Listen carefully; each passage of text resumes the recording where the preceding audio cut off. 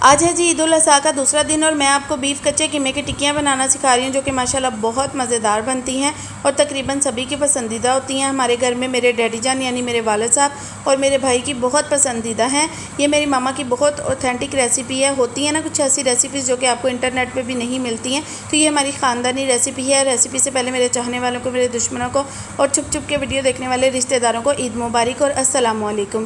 سب سے پہلے جی یہاں پر میں بتا دوں میں ویڈیو کیوں نہیں ریکارڈ کر سکی تھی، 2-3 دن میرا ہاتھ چل گیا تھا اور میں کچھ دن کے لیے ریسٹ کر رہی تھی۔ آج کافی ماشاءاللہ بہتر تھا تو میں نے کہا چلیں آپ کو کچے قیمے کی ٹکیاں سکھاتی ہوں۔ یہاں پر 1 اور آدھا یعنی کہ 1.5 بلب لہسن چھیل لیا تھا۔ یہ دیسی لہسن ہے، درمیانہ ٹکڑا ادرک کا اور 15 عدد ہری مرچیں لی ہیں اور 2 میڈیم سائز کے اس میں پیاز جائیں گے، ٹھیک ہے۔ یہ سارے اجزاء اچھے طریقے سے دھو لیے ہیں۔ یہاں پر گوشت دھونے کا طریقہ بتاتی ہوں۔ ماما گوشت کے چھچڑے وغیرہ اتار کے صاف کر کے نا چھلنی میں 1 گھنٹہ رکھ دیتی ہیں، پانی نکل جاتا ہے، پھر قیمہ کرواتی ہیں، ٹھیک ہے۔ تو وہ قیمہ بہت بہترین ہوتا ہے، تو آپ بھی ایسے کیا کریں۔ اور یہ مشین سے 2 بار نکلوانا ہے کیونکہ یہ مارکیٹ سے کرایا تھا تو ایک ہی بار بس کروا لیا، گرمی بہت تھی، بھائی سے اتنی دیر وہاں پہ کھڑا نہیں ہویا جا رہا تھا، ٹھیک ہے۔ تو اب میں آپ کو بتاؤں گی کہ اس کو کیسے جو ہے وہ نیکسٹ پروسیس کا کریں گے۔ ساتھ ہی ساتھ آپ نے یوٹیوب چینل کو لازمی سبسکرائب کر دینا ہے، cooking with peace YouTube channel کو، تاکہ میری ہر نئی ویڈیو کا نوٹیفیکیشن آپ کو جلدی سے مل جائے۔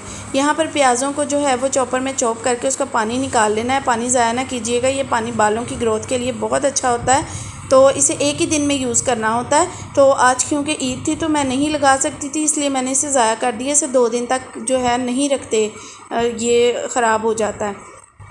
تو یہ دیکھیں جی پیازوں کا پانی نکال لیا ہے اور ان ساری چیزوں کو میں نے چاپر میں چاپ کر لینا۔ آپ کے پاس چاپر نہ ہونا تو آپ نے مرچیں جو ہیں وہ چھری سے کٹ کرنی، باقی چیزیں کنڈی ڈنڈے میں کوٹ دینی ہیں۔ تو یہ دیکھیں قیمے کا پانی آپ نے اچھے طریقے سے نچوڑنا ہے۔ اگر آپ کو یہ لگے نا کہ ہمارے قیمے میں پانی نہیں ہے، پھر بھی ایک بار یہ سٹیپ کر لینا ہے جو کہ بہت ضروری ہے۔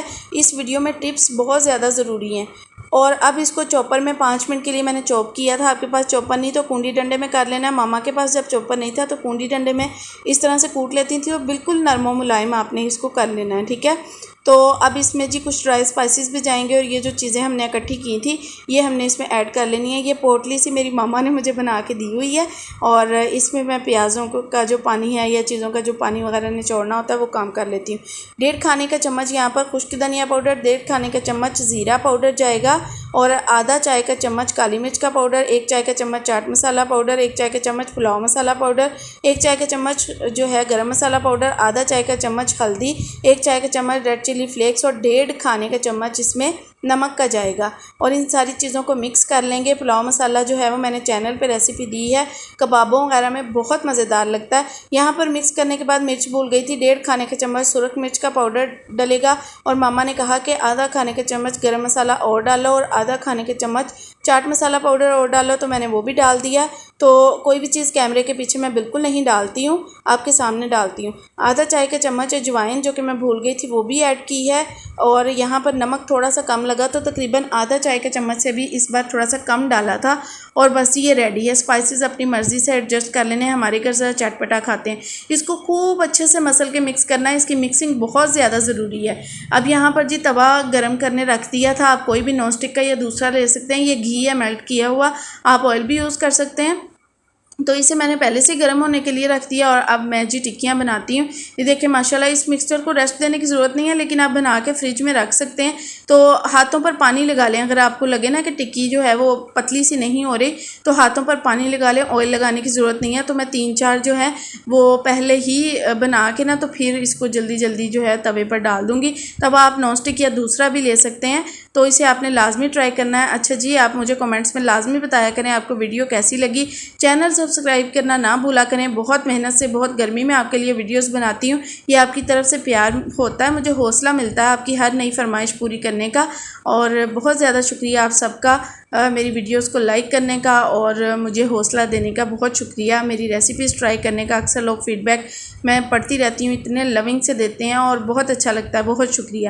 تو اس طرح سے یہ آپ نے کر لینا۔ اکثر کباب جو ہیں وہ شرنک ہو جاتے ہیں، ان کا میں آپ کو ٹپ دیتی ہوں کہ آپ نے اس طرح پلیٹ میں سارے کباب رکھ کے نا تو اس کو 3 سے 4 منٹ مائکرو ویو کر لینا ہے، یا پھر آپ نے سٹیم دے لینی ہے، ٹھیک ہے۔ جن کو یہ مسئلہ ہوتا ہے کہ شرنک ہو جاتے ہیں کیونکہ اس میں چربی ہوتی ہے نا، تو وہ چربی جیسے پگھلتی ہے کباب شرنک ہو جاتا ہے، لیکن جب ہم اسے اسے مائکرو ویو کرتے ہیں نا تو اس کے اندر سے جو تھوڑا سا پانی نکل جاتا ہے نا اس کی وجہ سے یہ دوبارہ شرنک نہیں ہوتے، یہ اپنا پانی چھوڑ دیتے ہیں تو اس کے بعد یہ شرنک نہیں ہوتے۔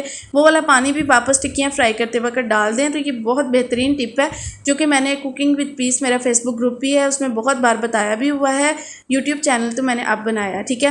اب اس کو جی توے پر ڈال دیں گے۔ میں آپ کو بتا دوں فلیم اس وقت فل تیز ہے اور گھی بھی اس میں گرم ہے، اور یہ تقریباً 3 سے 4 منٹ میں ٹکیاں بن جاتی ہیں۔ فلیم آپ نے لو نہیں کرنی ہے، اور اس کے بعد ٹکیاں ڈالنے کے بعد 2 منٹ کے بعد جب سائڈ چینج کرنی ہے تب آپ نے فلیم میڈیم کر دینی ہے۔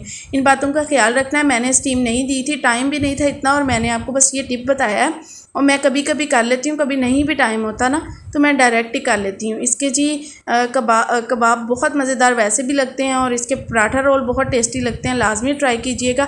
توے کی آپ نے فکر نہیں کرنی، جیسے ہی آپ یہ ٹکیوں کا پروسیس کریں گھی آپ چھان لیں، وہ دوبارہ سے یوز ہو جائے گا، اور توے کے اوپر جو ہے وہ ویم پاؤڈر ڈال دیں اور ونیگر ڈال کے نا اسے آدھا گھنٹہ رکھ دیں تو یہ بہت اچھے طریقے سے صاف ہو جائے گا۔